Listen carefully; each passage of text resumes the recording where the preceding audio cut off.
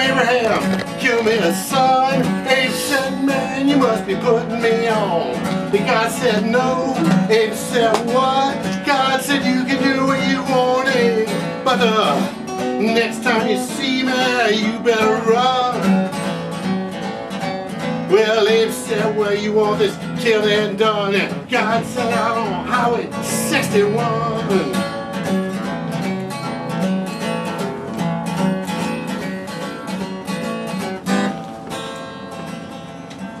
That's about Abraham. We'll get to that a little bit later. I wanted to start out with a famous folk song from the early 60s, an era that was part of what Martin Mull used to describe as the folk music scare of the early 60s, when folk music threatened to dominate the world, take attention away from rock and roll. A song about a true American hero, talking about heroes. That famous day in history, the men of the 7th Cavalry went riding on. And from the rear a voice was heard, a brave young man with a trembling word sang out loud and clear, what am I doing here? Please, Mr. Custer, I don't want to go. Please, Mr. Custer, please don't make me go. I had a dream last night about the attack, and I dreamt I will be coming back. Yeah, that was actually a hit on the radio. We'll sing together on that later. Please, Mr. Custer, I don't want to go. Everybody knows who Mr. Custer was, right? Yeah, sure. Custer was actually an important guy. He was actually a hero in the Civil War. Without him, the Confederates might have won the Battle of Gettysburg. And if the Confederates had won the Battle of Gettysburg, we might be having our national policy dictated to us by people from Texas and South Carolina. Oh well. How'd that happen? In 1814, we took a little trip along with Colonel Jackson down the mighty Mississippi. We took a little bacon and we took a little beans, and we fought the bloody British at a town named New Orleans. We fired our guns and the British kept running. There wasn't as many as it was a while ago. Fired once more and they began to run down the Mississippi to the Gulf of Mexico. Now when I was a kid, one of my heroes was Andy Jackson. I grew up in the South. One of my heroes was Davy Crockett. One of my heroes was Jim Bowie. One of my heroes was Robert E. Lee. One of my heroes was Colonel Mosley. Then he was Major Mosby. I forget what rank he was. He was a Raider. I like that. Mosby's Raiders. That sounded pretty cool. I wanted to be part of Mosby's Raiders, disrupting the Union lines. Then I got a little bit older and I started reading about the Civil War from a sort of human rights point of view. You sort of go, whoa. Okay, Mosby might have been a Raider and Robert E. Lee might have had this really cool name and he had a white beard like I guess I've got now, and he rode a horse named for something or other, I don't know. What was Rob? Here's a good trivia question. What was it called? Traveler. Traveler, yeah. Right, which is now an insurance company. Don't worry about that. Robert E. Lee's dead, but his horse lives on. Selling insurance. Do you have insurance? Nay. So James Gandolfini died, and there was a lot of press coverage about that. Everybody going on the radio and the TV, and quite a funeral. All the mourning and rending of cloth, and I figured, wow, he must be a hero with all this celebration. But it turned out he wasn't a hero, he was just an actor. An actor in a TV series that glorified the mafia. Okay, nothing really heroic about that unless we think of Al Capone and John Dillinger and Bonnie and Clyde and the James Gang and Billy the Kid and all those other murdering thugs as heroes. We don't want to do that. Or maybe we do. I don't know. It's up to you. I mean, my heroes were Andy Jackson, who on the one hand prevented the secession of South Carolina when he was president, but on the other hand told the Indians, well, you know, you got to get the hell out of Georgia and go over there in Oklahoma. Yeah, this hero concept gets a little bit confusing because we start looking for saints instead of recognizing that somebody might behave heroically and yet isn't necessarily going to spend their whole life being a hero. They made a movie about that once. It was called They Came to Cordura or something like that with Gary Cooper. You got to check it out. Now, when I was growing up in America, which would be this country, the acknowledged heroes of my childhood were called the 7 astronauts. Yeah. Who can name all 7 astronauts? Let's see. That was John Glenn. Armstrong. John Glenn. Armstrong. John Glenn. Wally Schirra. Who needs the railroads? You do. Buzz Aldrin. Who's it? Buzz Aldrin. Buzz Aldrin. Buzz Armstrong. Aldrin, was he one of We-7? I don't know if he was one of the initial 7 astronauts. I don't Alan think so. Shepard. Alan Shepard was the first one. Yeah. Then there was the guy that Dennis Quaid played in the movie. Yeah, Cooper. Yeah. Because there was a movie about it called The Right Stuff, which was written by Thomas Wolfe, who really was a really excellent writer whose politics are absolutely terrible. He wrote a book called Mau Mauing the Flatcatchers, which was a put down of all the East Side, Upper Northeast Side, whatever it is in New York, liberals who gave money to the Black Panther Party. And of course, for some of us, the Black Panthers were heroes. So, you know, fuck you, Thomas Wolfe, even if you wrote a good book about the astronauts. Again, it gets really complicated. You know, the Black Panthers, one of the true revolutionary parties, sort of harkening back to the American Revolution, which is a really complicated experience in and of itself. This is the winter of our discontent. It's hard to imagine Thomas Paine writing "These are the times that try men's souls" without having probably him thinking of Shakespeare and that line from Richard III, because it's the same thing. This is the winter of our discontent, made glorious in the summer or something. And then you get the Sunshine Patriots, and you get "These are the times that try men's souls." And Thomas Paine was certainly a hero, although he ended up a little bit disillusioned with the American Revolution, went over to France, where they chopped off people's heads. Sort of an irrevocable revolution. We're not just going to let you take away your power, we're going to take away your head. So we got Thomas Wolfe, who wrote The Right Stuff, who may or may not have been descended from Major James Wolfe, who beat the French on the Plains of Abraham. I told you we'd be getting back to Abraham. The Plains of Abraham were probably named after Abraham. A lot of you don't know the Plains of Abraham. It wasn't a Greek thing, it was in Canada, which was hardly Greece or even Rome.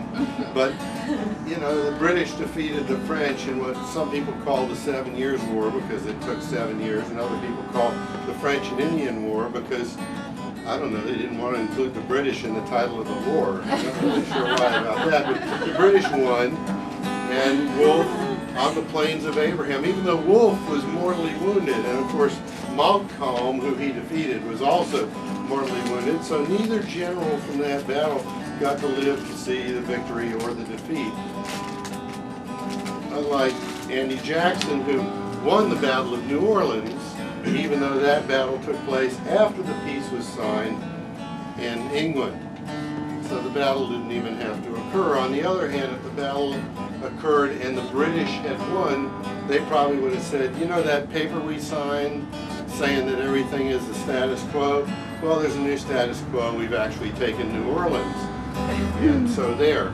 And the Americans would have been hard put to do anything about it because they really didn't have much of an army. It was kind of lucky that they beat the British. It was actually more or less the environment and disease that beat the British in the Battle of New Orleans. Of course, the British then decided, even despite the environment and the disease, to take on the Americans, which included a lot of blacks, didn't get much credit, and included the pirate Jean Lafitte, or privateer as he would have preferred to be known, who didn't get much credit. Andy Jackson got the credit, as we know from the song. So anyway, we got Abraham. Now Abraham is a really interesting character because Abraham destroyed his parents' idols and said there's only one God. And later on, Moses gets the commandments and they say honor your father and mother. Whoops. So there's an asterisk there in the commandments. Honor your father and mother unless they're worshiping idols and you want to destroy their idols. Even if your dad makes his living, and that's the way he put you through college, making idols. And here you go rebelling against him. Here you go, you know, rejecting his war. I mean, his war might have been the Vietnam War, as it was the war of many World War II veterans. And here's all these kids running around, burning their draft cards, and rejecting that war. It's like, okay, honor your father and mother, but it gets really complicated. Of course, as we've discovered tonight, the journey of the hero, the myth, it's a construction. The famous scholar Jed Clampett created this discussion about the history of the hero, and the hero had to go through certain phases. Sort of go, okay, well, what about the real heroes? Do they really go through that? I mean, really, is Bradley Manning really having a tough time just to prove he's a hero, or is that what Obama's doing, just fulfilling the hero story by placing Bradley Manning in this god-awful situation in jail, putting him on trial because a hero is supposed to go through a trial? Is that Obama's real raison d'etre with this whole thing? I use the French phrase because of the French Revolution. Not to show off that I know 3 words in French, de being one of them. So we get this story arc that has dominated Hollywood for a couple of decades, ever since Star Wars, where the story has to go a certain way. And you think to yourself, okay, what about the heroes in real life? You know, what if Martin Luther King had decided that the only way to actually accomplish his goal would be to overcome his internal flaws, which apparently included infidelity? And would we have wanted him to work out those internal flaws before becoming the hero that he was? Or would it have been okay? Was it okay to just sort of go, okay, Martin, it's, you know, you commit these infidelities, we're not crazy about it, but we're pretty damn glad you gave that talk and do what you do. Of course, he was in jail too, so that was part of the... Man, it just gets really complicated, doesn't it? The difference between real life and real heroes. Snowden, for example, I don't know if he's a hero or not. He seems to be a hero. Certainly seems to be on a journey. I'm sure that Tom Hanks or Ben Affleck has already got the movie right. Sort of Terminal meets Argo in Ecuador. You know, it's going to be very interesting. So we have our modern heroes. The firefighters were mentioned earlier.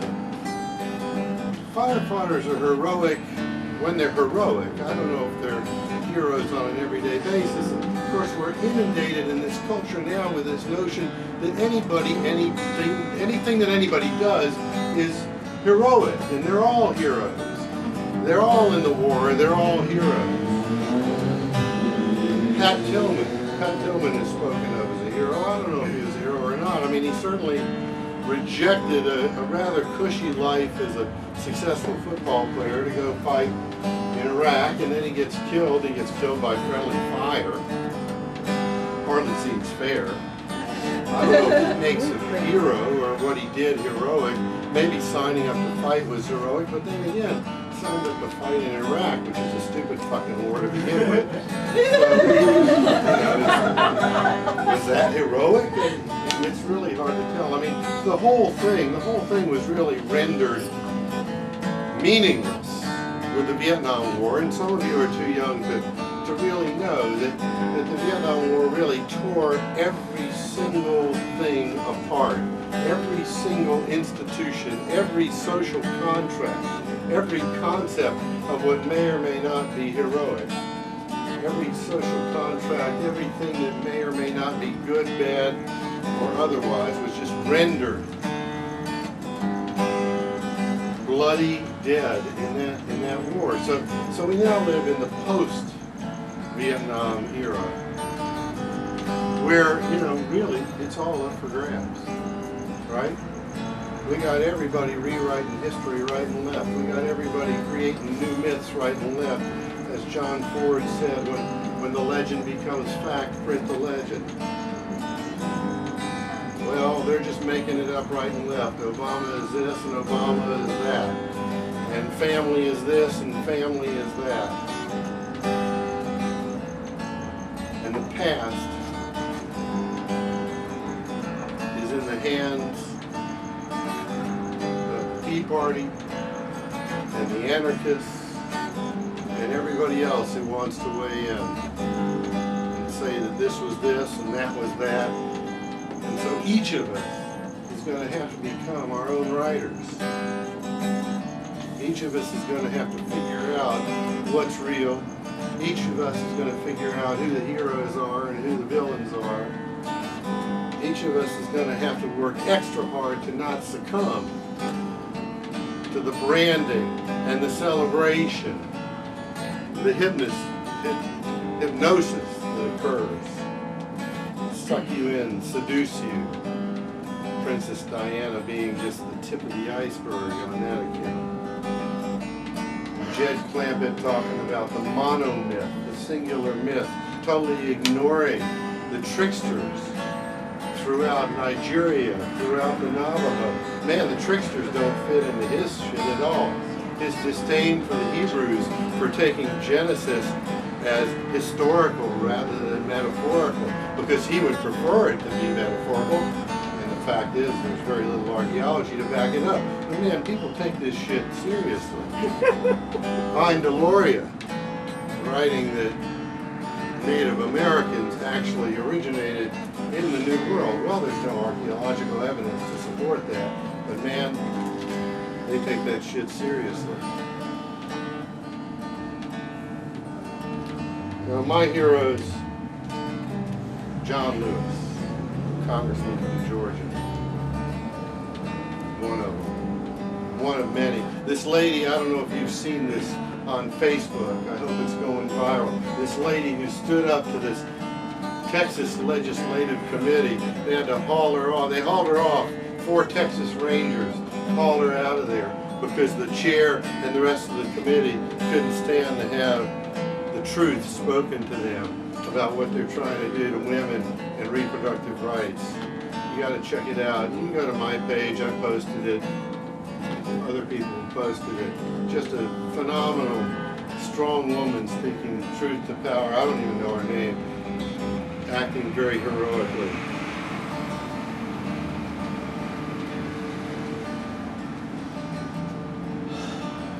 God said to Abraham, kill me a son. Abe said, man, you must be putting me on. God said no. Abe said, what? God said you can do what you want to.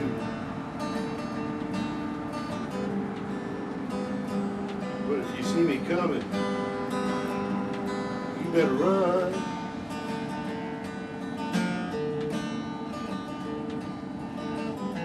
Abe said, what you want this killing done?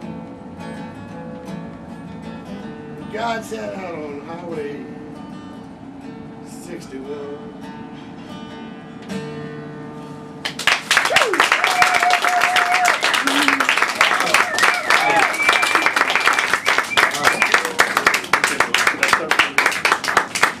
You ever summarize the last 50 years of our social history?